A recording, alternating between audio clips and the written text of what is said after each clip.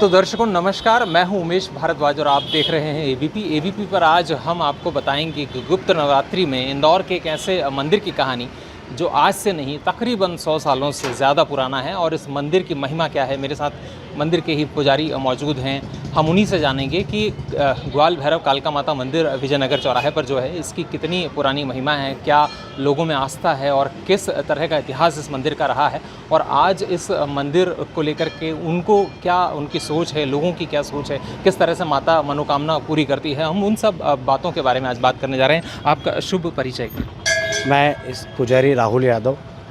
राहुल जी, इस मंदिर की अगर हम बात करें, माता जी की मूर्ति हमने देखी, बहुत तेजस्वी मूर्ति है, ओजस्वी मूर्ति है। और इस मूर्ति की अगर महिमा की बात करें तो ये कितनी पुरानी मूर्ति है और इस मंदिर का इतिहास कितना पुराना है।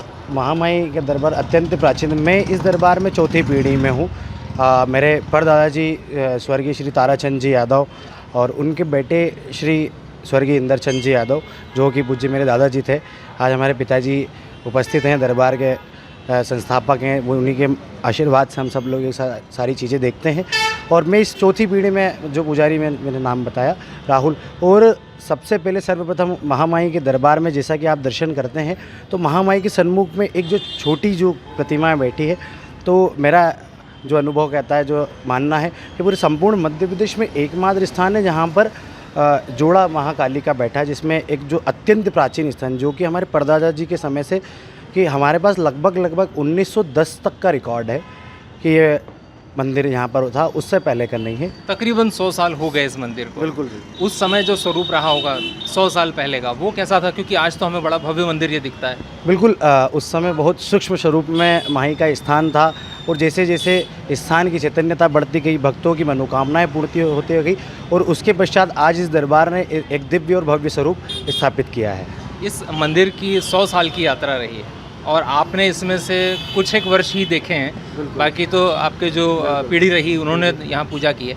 क्या कहेंगे? निश्चिंत ही हमने हमारे परदादा जी का तो इतिहास नहीं सुना, बाकी जैसा कि हमारे स्वर्गीय श्री इंदरचंद दादाजी के माध्यम से जो हमने इतिहास सुना है, जैसा कि हमारे पूज्य पिताजी बताते हैं, तो उन्हीं के माध्यम से कि बहुत ये संपूर्ण मंदिर दक्षिण पद्धति के माध्यम से बना हुआ है। जैसे कि आप शिखर दर्शन करते हैं, मूर्तियों के दर्शन करते हैं, बाहर के मंदिर के जो आप शिखर दर्शन करते हैं, तो पूरा ही मंदिर बहुत ही विकट परिस्थितियों के साथ में बहुत ही धीरे धीरे इस मंदिर का नवनिर्माण हुआ था। क्योंकि उस समय के टाइम में ऐसा हम बताते हैं कि बहुत ज़्यादा ही बहुत सस्ता समय था या महंगा समय, जैसा भी बोल रहे हैं कि 1 रुपये 2 रुपये में दूध आ जाता था, उस प्रकार की जो गतिविधियां थी। तो उसी प्रकार के साथ साथ में इस मंदिर को बहुत ही अच्छे स्वरूप में लाते लाते हमारे पूज्य दादाजी को 1984 तक का समय बीत चुका था। और उसके बाद में जो आज जो इस दरबार में जो आप दिव्य स्वरूप देख रहे हैं, जहाँ पर विराजमान भगवान श्री ग्वाल भैरव भी है, जो कि इस मंदिर का नाम ही है कि श्री ग्वाल भैरव कालका माता मंदिर। और साथ माता के नाम के पहले भैरव जी का नाम आ रहा है। बिल्कुल, क्योंकि ऐसा कहा है, पुराणों में वर्णित है कि आगे भैरव और पीछे बजरंग। तो यदि इस मंदिर की कहानियों को मिलाया जाए, कि एक एक अंग को मिलाया जाए, तो इसका द्वार दक्षिण में है और एक द्वार पूरब में है। और दक्षिण से प्रवेश होता है सभी भक्तों का, और आगे मतलब मैया के कुछ कदम पे आगे भैरव जी विराजमान है, और ठीक मैया की पीठ पे ठीक पीछे ही श्री हनुमान जी महाराज को विराजित किया गया है। ऐसी इस दरबार के अनेकों परंपराएं हैं जिसको निर्वाण किया जाता है। अच्छा, इस मंदिर के साथ क्या क्या किस्से पुराने जुड़े रहे जो काफ़ी फेमस हैं, जो प्रसिद्ध हो गए, जो दूर दूर तक कई किलोमीटर से भक्त को खींच के ला रहे हैं? सर्वप्रथम देखा जाए तो आज मंदिर में जन जन तक जो जोड़ने का जो युवा शक्तियों का जो माध्यम था, तो आज सोशल मीडिया के माध्यम से देश ही नहीं विदेश तक महामाई का दरबार जो आरती है जो विख्यात हो चुकी है। और बीते ही वर्ष मतलब 2023 में जो आज भोग आप दर्शन कर रहे हैं, तो पिछले साल वर्ल्ड रिकॉर्ड स्थापित किया था कि 349 प्रकार के भोग बना के जो मंदिर परिवार की जो महिला मंडल, जिसमें किसी भी प्रकार से कोई हलवा ही नहीं था, हमारी माताओं ने, हमारी बहनों ने निरंतर 30 घंटे जागकर इस भोजन को बनाया था पिछले वर्ष भी। और आज भी इस वर्ष आप देख ही रहे, यही व्याख्यान रहा। इस यात्रा में कुछ एक ऐसे भक्त भी होंगे जो बड़ी मनोकामना लेके आए, जो पूरी हुई। कुछ एक ऐसी कहानी आपको याद हो जो आपको लगे कि हाँ, ये बड़ी अच्छी कहानी है? अनंत भक्तों का जो दरबार से जो प्रेम रहा, यदि बहुत पहले से देखा जाए तो आज कई दरबार में ऐसे भी भक्त जुड़े हैं जिन्हें संतान प्राप्ति नहीं होती थी, बाकी उनका विश्वास, उनकी भक्ति और माई का जो आशीर्वाद उन्हें प्राप्त हुआ, तो आज उन्हीं के बालक हमारे साथ मेरी ही उम्र के हैं, वो उस दरबार में सेवा दे रहे हैं।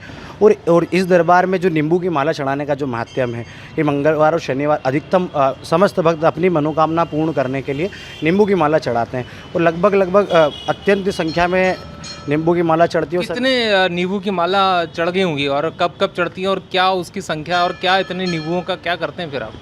नींबू की माला का देखिए इंदौर स्वच्छता में हमेशा नंबर 1 रहा है।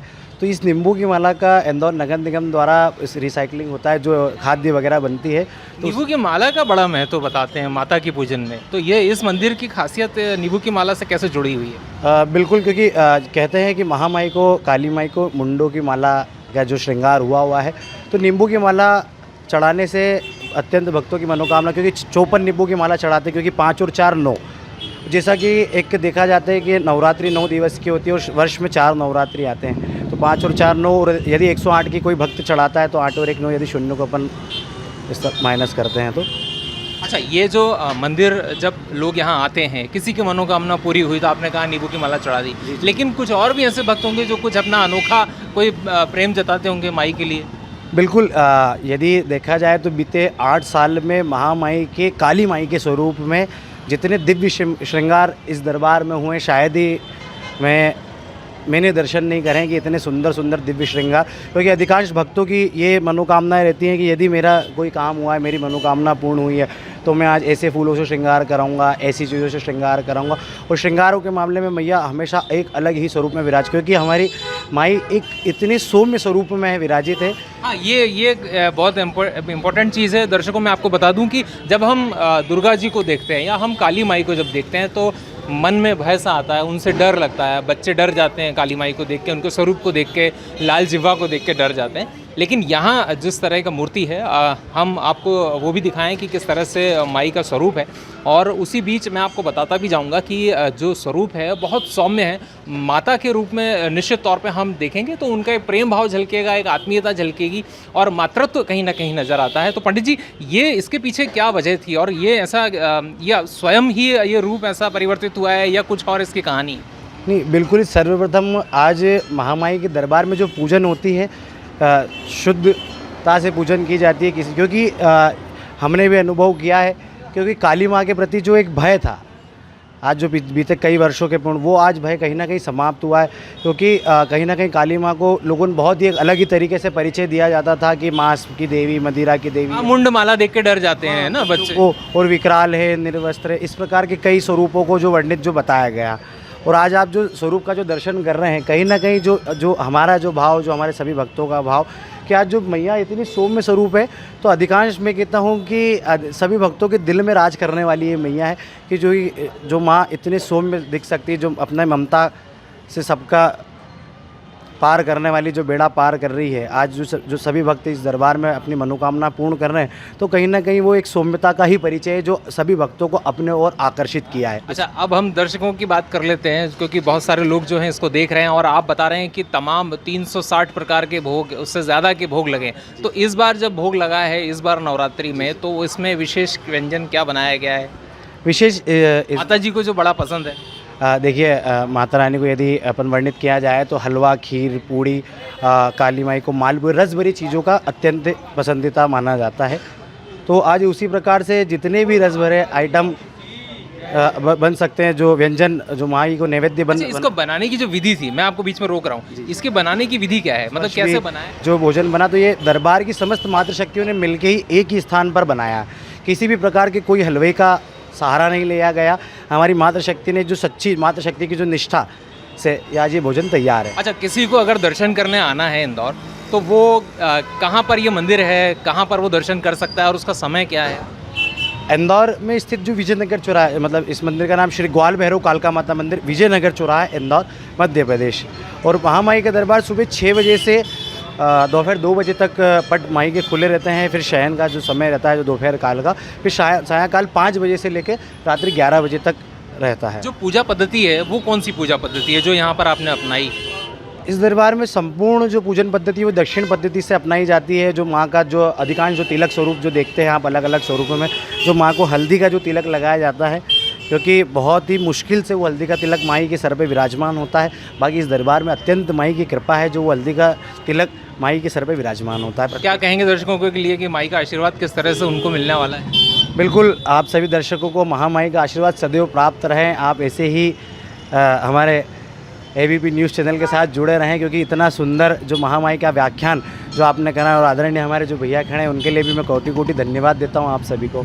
तो ये पंडित जी थे। मैं आपको बता दूं कि इस मंदिर की महिमा जितनी इन्होंने बताई है वो उससे कहीं ज़्यादा है, और हमारे पास उतना वक्त नहीं है कि हम आपको पूरी कहानी लंबी बताएं। हालांकि हमने कोशिश की कि आपको कुछ एक उन किस्सों के बारे में बताया जाए। उस मंदिर से जुड़े हैं तमाम भक्त इस समय यहाँ पर मौजूद हैं। शाम का वक्त है, हज़ारों की संख्या में लोग यहाँ आते हैं, दर्शन करते हैं। मनोकामना जब पूरी होती है तो जैसा उन्होंने बताया कि नींबू की माला माता को चढ़ा के आशीर्वाद लिया जाता है। और मुझे लगता है कि गुप्त नवरात्रि के मौके पर अगर आप आसपास कहीं मंदिर पर जा रहे हैं तो निश्चित रूप से काली माता के मंदिर में जाएं, दर्शन करें और अपनी मनोकामना पूरी करें। Umesh Bhardwaj, ABP live, Indore.